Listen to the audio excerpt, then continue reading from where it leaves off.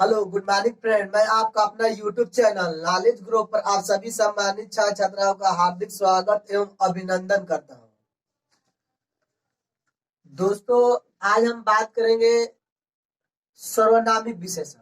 मतलब विशेषण के जितने प्रकार हैं सभी प्रकारों को हम डिटेल में पढ़ने वाले हैं। तो 5-6 प्रकार जो है विशेषण के हम 8 वीडियो बना चुके हैं। ये आज हम 9वें वीडियो बनाने जा रहे हैं, जिसमें हम चर्चा करने वाले हैं सर्वनामिक विशेषण कि सर्वनामिक विशेषण किसे कहते हैं, क्योंकि ये सभी एग्जामों के लिए अति महत्वपूर्ण क्वेश्चन होंगे। यूपी और एमपी के जितने भी एग्जाम होते हैं आयोग द्वारा, सभी के लिए ये अति महत्वपूर्ण क्वेश्चन होंगे।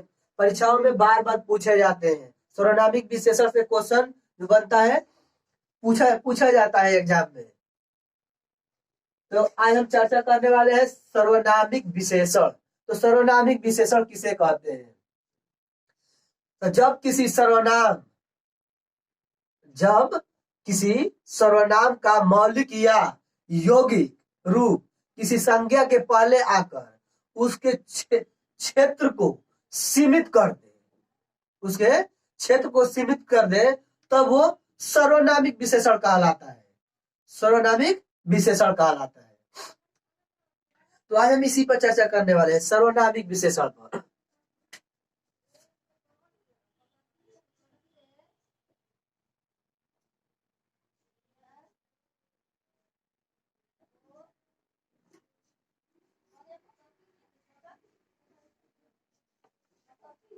सर्वनामिक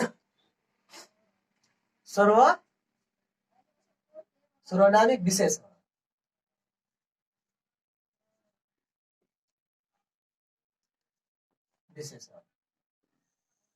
तो आज हम इसी पर चर्चा करेंगे कि सर्वनामिक विशेषण किसे कहते हैं। तो सर्वनामिक विशेषण का जो परिभाषा होता है, जब किसी सर्वनाम जब किसी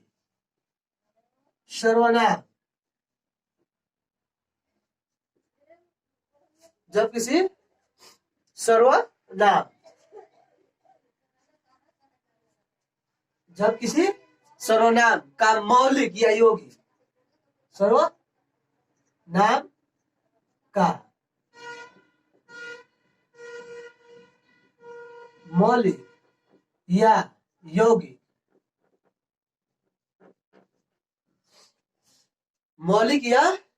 यौगिक रूप में किसी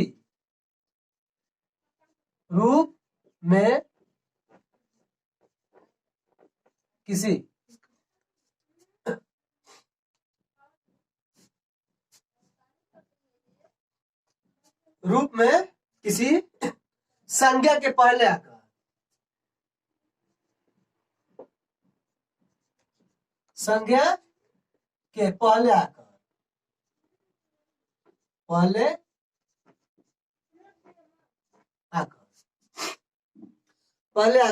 उसके क्षेत्र को सीमित कर दे। उसके क्षेत्र को सीमित कर दे। उसके क्षेत्र को सीमित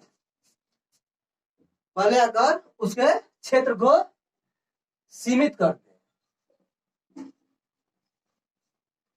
सीमित कर दे। तब वो सर्वनामिक विशेषण कहलाता है। तब वह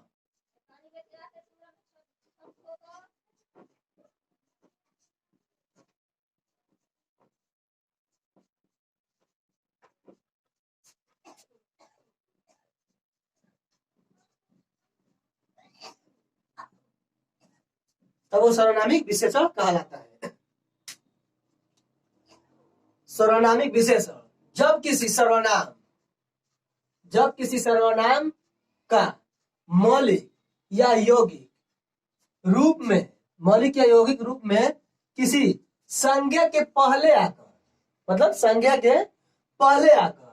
उसके क्षेत्र को सीमित कर दे, उसके क्षेत्र को सीमित कर दे, सीमित कर दे, तब वो सर्वनामिक विशेषण कहलाता है, तब वो सर्वनामिक विशेषण कहलाता है। तो जय सर्वनामिक विशेषण के कुछ उदाहरण है, जैसे यह गाय मीठा दूध देती है, यह गाय, यहां पर गाय को बताना है, यह गाय मीठा दूध देती है, मीठा दूध देती है, दूध देती है, यह गाय मीठा दूध देती है। तो यहाँ इसमें सर्वनाम कौन सा हो गया है, यहाँ पे क्या हो गया, यह गाय, यह गाय क्या हो गया, यह सर्वनामिक विशेषण, यह वो जो आता है ये क्या होता है, सर्वनामिक विशेषण हो गया। इसे हम क्या कहेंगे, सर्वनामिक विशेषण पहचानने का ये नियम होता है।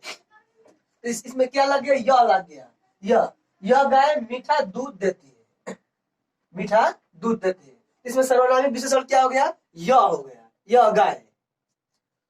जैसे एक और उदाहरण हम ले लेते हैं, एक दूसरा उदाहरण हम ले लेते हैं, वह लड़का विदेश गया है, वह लड़का विदेश गया, विदेश गया, वह लड़का विदेश गया है, वो लड़का विदेश गया है। इसमें भी क्या हो गया, इसमें जो होता है वह सब जो आया यहाँ पे, ये सब क्या होता है, सर्वनाम होता है। तो किसी भी संज्ञा में अगर सर्वनाम जुट जाए तो उसे हम क्या कहते हैं, सर्वनामिक विशेषण कहते हैं। तो ये क्या हो गया, वह लड़का, लड़का, लड़का शब्द क्या हो गया, संज्ञा शब्द हो गया। तो संज्ञा में अगर सर्वनाम जुट जाए तो क्या होता है, संज्ञा से पहले सर्वनाम आ गया है यहाँ पे। इसमें भी यह शब्द संज्ञा गाय से पहले क्या है, सर्वनाम शब्द आया है। तो ये शब्द क्या हो गया, सर्वनामिक विशेषण, इसे हम सर्वनामिक विशेषण कहते हैं। तो ये भी जो हो गया सर्वनामिक विशेषण होते हैं। सर्वनामिक विशेषण के बाद आता है, अब जो विशेषण होते हैं वो तुलना के आधार पर विशेषण। तो तुलना के आधार पर विशेषण 3 प्रकार के होते हैं। तुलना के जो आधार पर विशेषण होते हैं वो कितने प्रकार के होते हैं, वो 3 प्रकार के होते हैं। इसे भी एग्जाम में क्वेश्चन पूछे जाते हैं तुलनात्मक विशेषण से। तो जो 3 प्रकार के होते हैं वो कौन कौन से होते हैं, मूलावस्था, मूलावस्था जो उसमें कोई चेंजिंग ना हो, वो अपने मूल अवस्था ही में रहे, वो अपने मूल अवस्था में रहे, तो उसे हम मूला अवस्था कहते हैं। दूसरा कहते हैं उत्तरावस्था, उत्तरा अवस्था, और तीसरा जो होता है उत्तमा अवस्था। तो इसे भी हम लिख लेते हैं।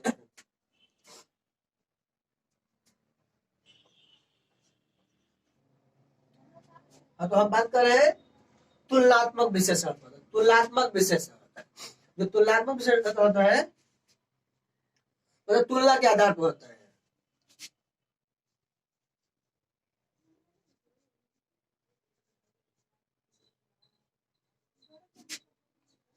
तुलना के आधार पर। ये तुलना के आधार पर 3 प्रकार के होते हैं।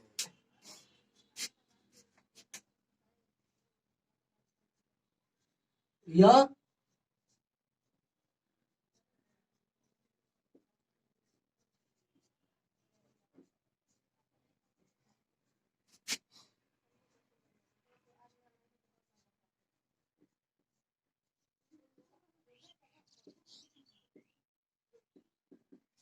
तुलना के आधार पर 3 प्रकार के होते हैं।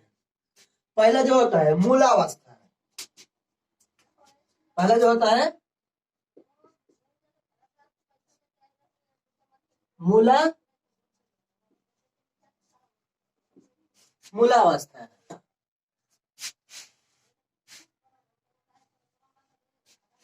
मूलावस्था। जो दूसरा होता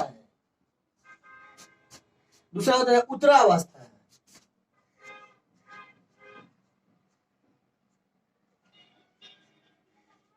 उत्तरावस्था।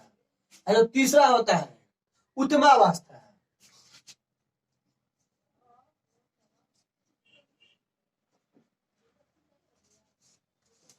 उत्तमावस्था, मूलावस्था, उत्तरावस्था और उत्तमावस्था। तुलना के आधार पर ये विशेषण है। जो तीनों विशेषण है ये तुलना के आधार पर होता है। तुलना के आधार पर विशेषण 3 प्रकार के होते हैं। तो हम बात करेंगे मूलावस्था कि मूल अवस्था किसे कहते हैं। जो हमारे मूलावस्था होते हैं,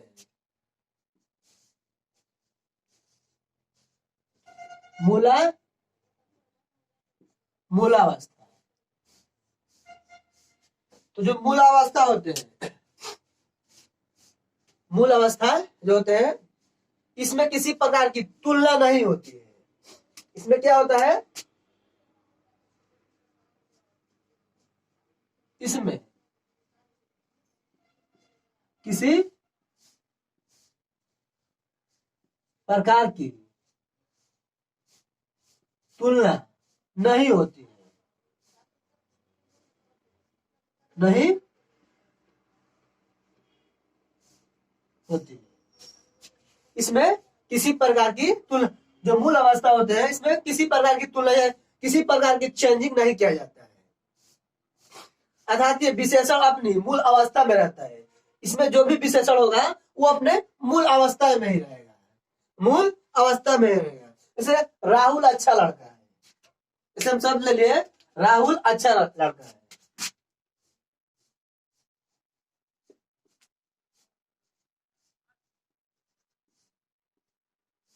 राहुल, यह हम राहुल शब्द ले लिए, राहुल अच्छा लड़का है,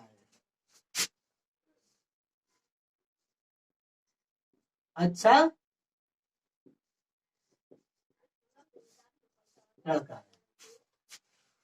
राहुल अच्छा लड़का है। तो यह क्या है, ये अपने मूल अवस्था में है। मतलब राहुल के यहाँ अच्छाई बतलाया जा रहा है। क्या हो रहा है कि राहुल अच्छा लड़का है, इसमें कोई भी चेंजिंग नहीं हुआ है।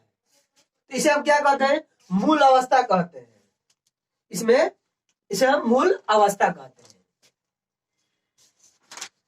दोस्तों, मूल अवस्था के बाद आता है उत्तरावस्था, उत्तरावस्था के बाद क्या आता है, उत्तमावस्था। तो ये जो दोनों अवस्थाएं हैं, उत्तरावस्था और उत्तमावस्था, ये हम अपने अगले वीडियो में पढ़ेंगे। दोस्तों, अगर हमारा वीडियो अच्छा लगे तो ज्यादा से ज्यादा अपने दोस्तों के पास शेयर करें और हमारे चैनल को सब्सक्राइब करें और बेल आइकन दबाना ना भूलें, ताकि जो भी हम नए वीडियो डालें हमारे दोस्तों के पास जा सके। जय हिंद, जय भारत।